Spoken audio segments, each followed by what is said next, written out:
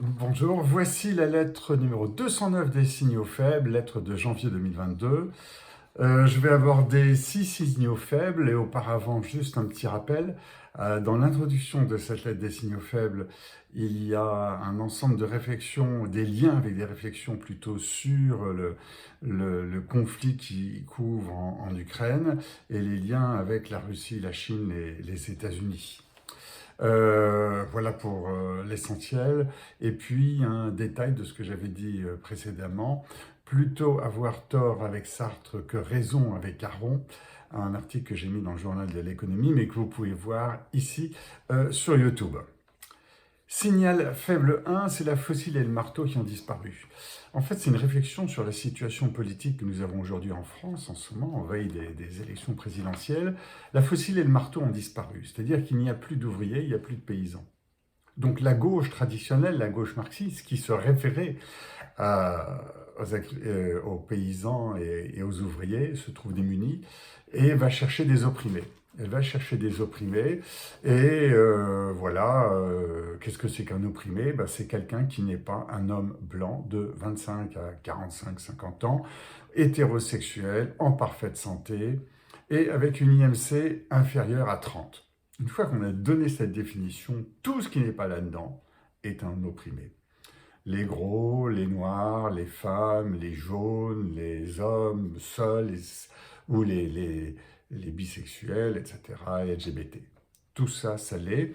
Et alors, pourquoi pas? C'est quelque chose qui est intéressant, qui montre des problèmes d'individus qui sont forts, des problèmes d'individus qui sont mis en retrait par rapport aux problèmes de la nation, c'est-à-dire de la collectivité. Et par rapport à cela, on a des mouvements réactionnaires, ce qui est naturel, qu'on retrouve à droite comme à gauche, chez Trump ou chez Xi Jinping. Alors, ce qui est intéressant pour moi en tant que signal faible, c'est une fois que j'ai mis ça, eh bien, vers où va-t-on? C'est-à-dire, où va le monde politique? Comment va-t-il se réinventer? Et cette année, on voit bien qu'il est complètement éclaté, avec plus de 30% de Français qui votent à l'extrême droite. Il y a donc l'image d'un profond malaise. Le deuxième point, deuxième signal faible, c'est la transition énergétique. Je crois qu'il y a une erreur de vocabulaire profonde. C'est le mot transition. Comme on s'est trompé sur Sustainable Development ou l'intelligence artificielle, qui est de la connaissance artificielle, mais pas de l'intelligence artificielle, ce qui nous emmène dans des choses assez erronées. Mais là, changer d'énergie suppose que si on prend une énergie propre, on sauve le climat. Eh bien, c'est faux. C'est faux d'abord, on ne peut pas supprimer les énergies existantes d'un claquement de doigts. Quand on additionne les énergies, c'est ce qui est en train de se faire. Et puis le consommateur devra supporter financièrement la transformation des réseaux de distribution. Quand vous avez une centrale nucléaire, une centrale thermique qui produit de l'énergie, elle a des câbles qui partent et ensuite c'est réparti dans les foyers. Là, avec les énergies renouvelables, ce sont plein de capteurs qui doivent être reliés entre eux et redistribués ensuite. C'est un coût supplémentaire, c'est un coût nouveau qui arrive, chiffré d'ailleurs, je crois, en France à, je ne l'ai pas mis là, mais je crois de l'ordre de 500 ou 1000 milliards d'euros dans les années qui viennent. Enfin, il faut supposer que c'est possible et à quel prix social que c'est fait, parce que ça veut dire que le prix de l'énergie va augmenter, l'énergie renouvelable est gratuite, oui, le soleil et le vent sont gratuits, pas tout le temps, il y a des moments où il n'y a pas de soleil et de vent.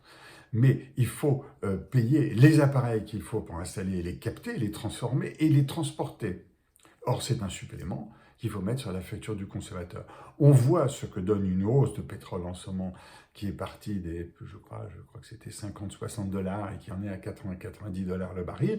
On voit où ça mène, avec en particulier les gens les plus pauvres, les plus modestes, qui vivent dans les campagnes, qui ont donc un chauffage déficient, donc une facture d'énergie qui augmente, et le besoin de voyager, de se déplacer avec des voitures, souvent très anciennes et très consommatrices. On voit où cela nous mène avec les mouvements Gilets jaunes et les mouvements qui a eu lieu dimanche dernier pour aller à Paris ou à Bruxelles. Donc il faut faire attention, la transition énergétique c'est explosif. Le troisième signal faible, c'est l'art, qui est un business comme un autre. En fait, bon, la FIAC et Art Basel, bon, en fait, rue de Valois est complètement out. C'est une question que je me posais, à quoi sert le ministère de pas de l'agriculture, mais de la culture? À quoi sert ce ministère et quelle est sa fonction par rapport à la culture? C'est-à-dire, quelle est sa fonction régalienne?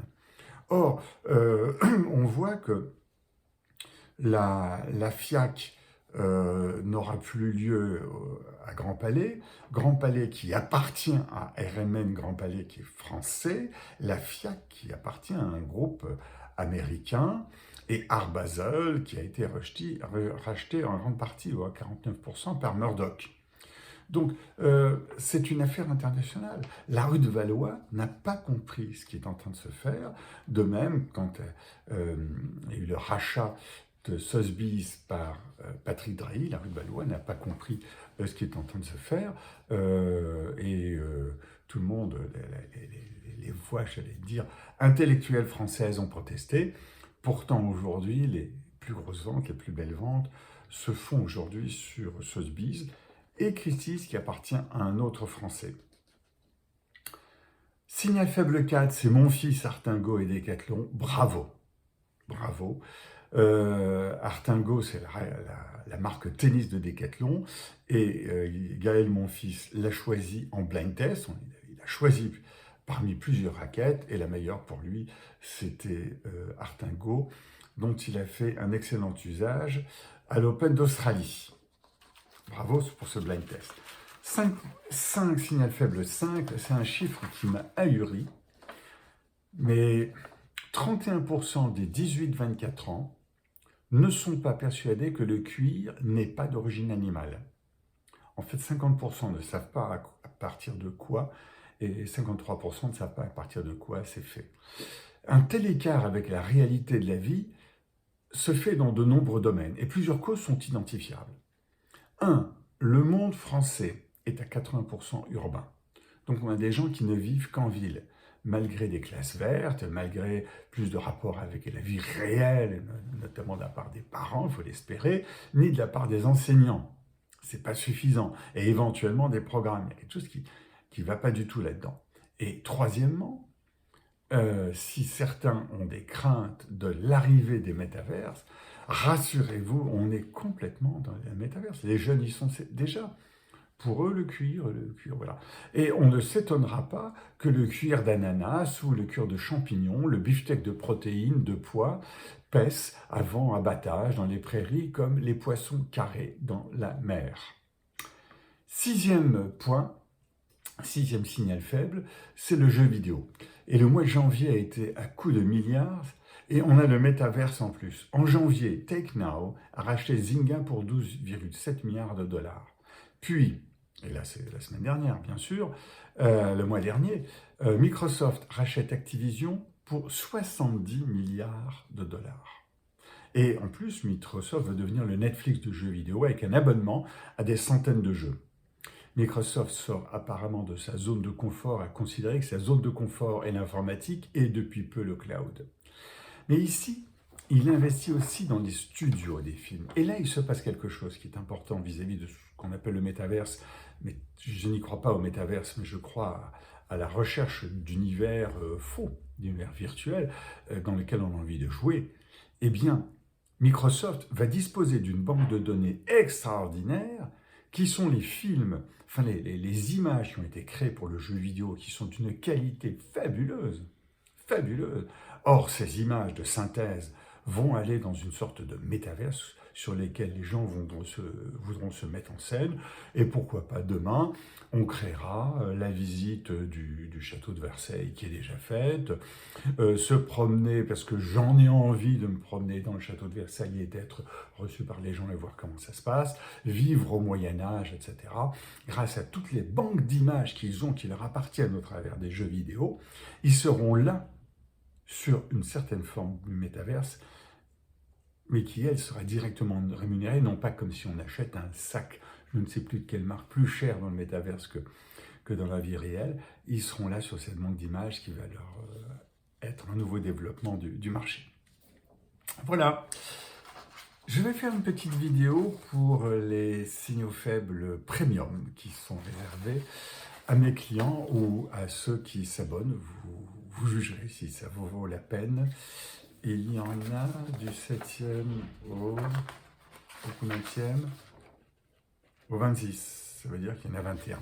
21 signaux faibles, tout aussi intéressants que les 6 premiers qui étaient dans la version gratuite, freemium. Je repars en plongée. À bientôt. Au revoir.